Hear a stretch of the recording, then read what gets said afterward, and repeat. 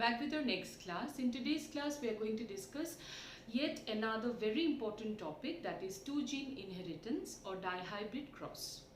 See, dihybrid cross basically means here Mendel crossed two plants which will differ from one another by two characters. Okay, if it would have been one character, you know it is monohybrid cross, because here the plants would differ from one another by two characters. We call it dihybrid cross or two gene inheritance. Okay, so here this is what Mendel did. He took two plants which are going to be regarded as the parental generation. Here pure line round and yellow plant, pea plant, is crossed with wrinkled and green.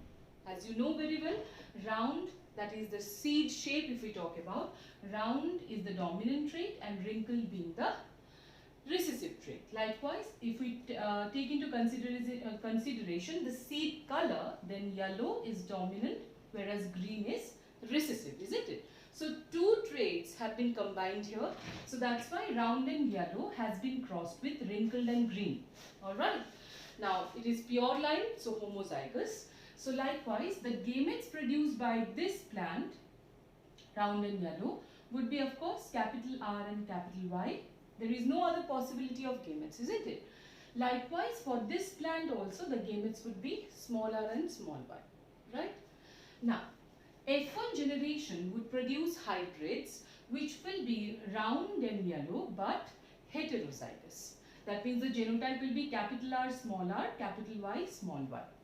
Okay, so that means as per Mendel's generalization, it is being, it is following the monohybrid cross. Like in F1 generation, all the offsprings are going to be like one of the parent. So this is the dominant one. So in that case, that same trait is being shown by all the offsprings in the F1 generation. So it is following the monohybrid monohybrid cross itself, isn't it?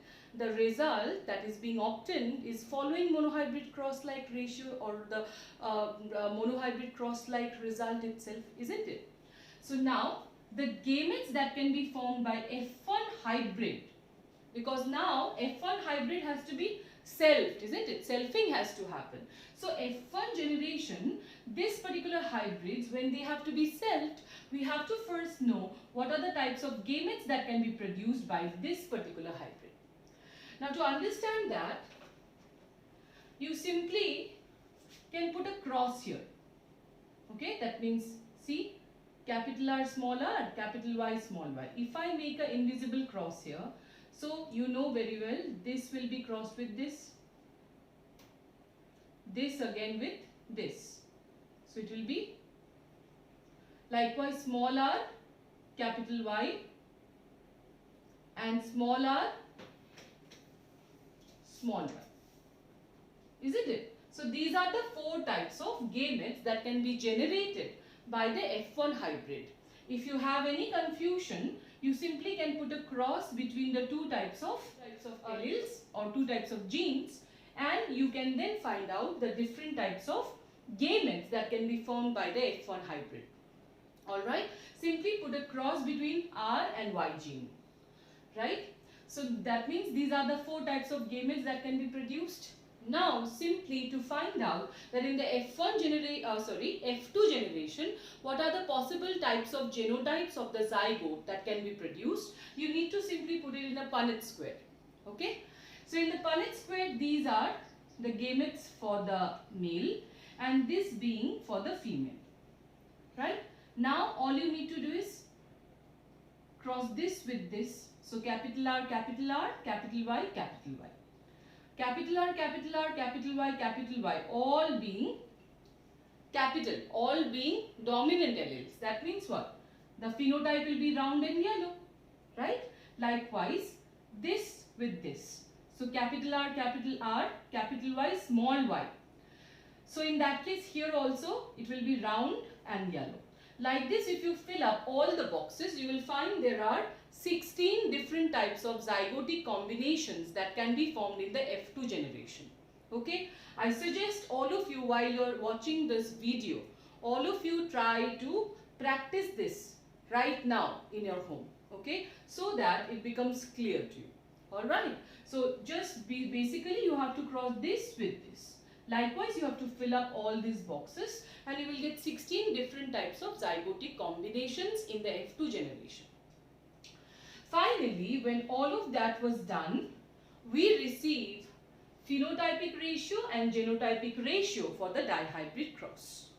This time we see that phenotypic ratio that is obtained in the F2 generation are 9:3:3:1, where 9 implies round and yellow, 3 is for round and green, another 3 is for wrinkled and yellow, and 1 is for wrinkled and green.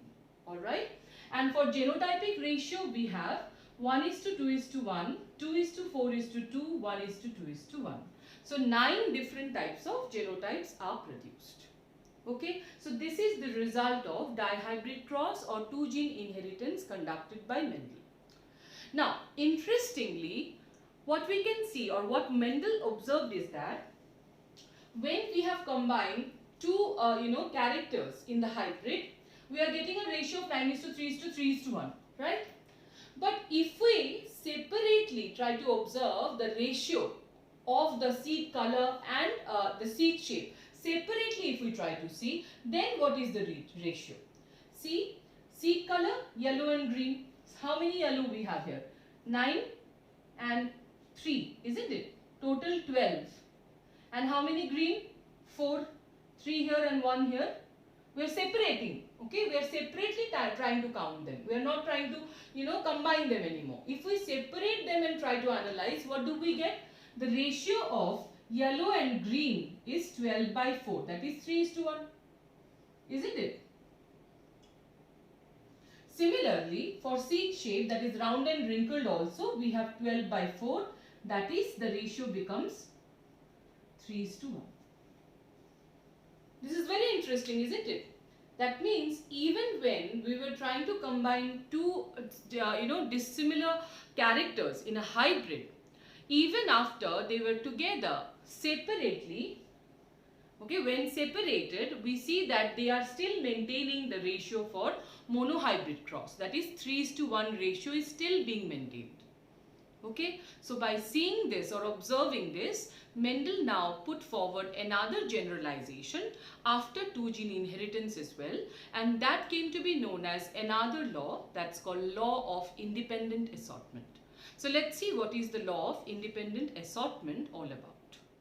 Now let us discuss the law of independent assortment that was generalized by Mendel after the dihybrid cross or two-gene inheritance.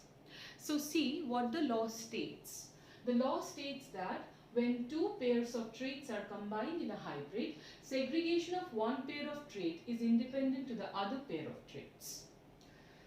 See, you know very well that even when in a dihybrid cross two traits were combined in a hybrid, separately when we tried to calculate them, that is seed color and seed shape, still they were maintaining the 3:1 ratio of the monohybrid cross. That means what?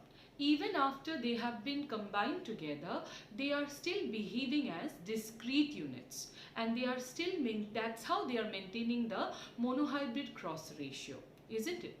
So from this observation, Mendel stated that even when two traits are combined in a hybrid, right?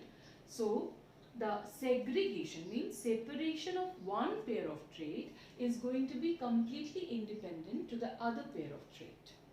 So see here, for properly understanding, say in the F1 plan, that is capital R, small r, capital Y, small y in the dihybrid cross, when selfing has to be done, androecium is also having the same genotype, gynoecium is also having the same genotype, right? So what are the different possibility of gametes or polymorphs or egg produced, gametes produced? 4 types, isn't it?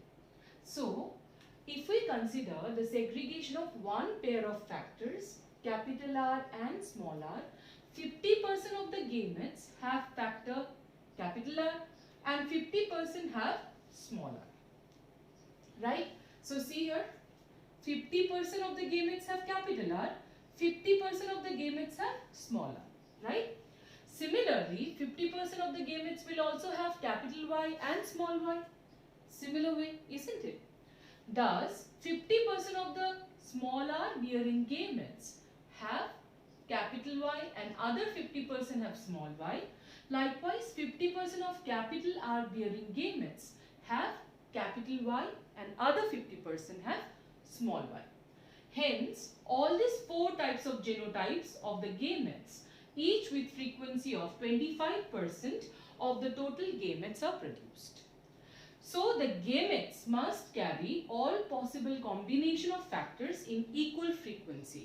So, what is being stated here is that even when we have tried to combine capital R and say Y, R and Y have been combined together, when gametogenesis or meiosis has to take place, if a gamete have a chance, or if a gamete receives, suppose capital R, okay, if a gamete has capital R, it has now random chances of acquiring along with it 50% chance of capital Y and 50% chance of small y.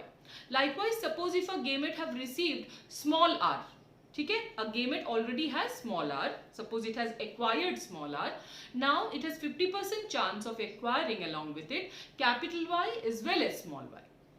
Okay, that means what? When they are combined together, no matter even if they have been combined together, when meiosis takes place, gametogenesis occurs, at that time their separation from one another is happening in an independent manner.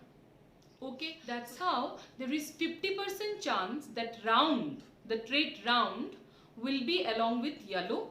Also, it is a 50% chance it might be with the green as well. Similarly, the trait you can say wrinkled have a 50% chance of being with either of the colors. Understood? So this is what is called law of independent assortment.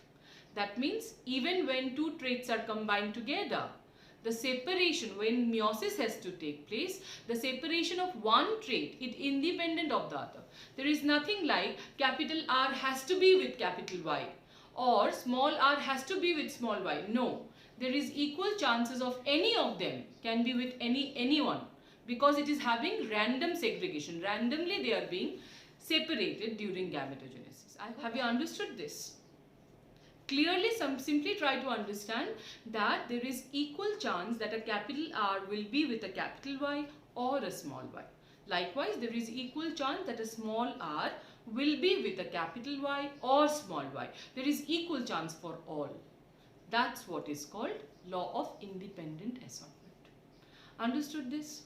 So with that, let us complete the class here itself. In the next class, we'll start with 2 gene interactions.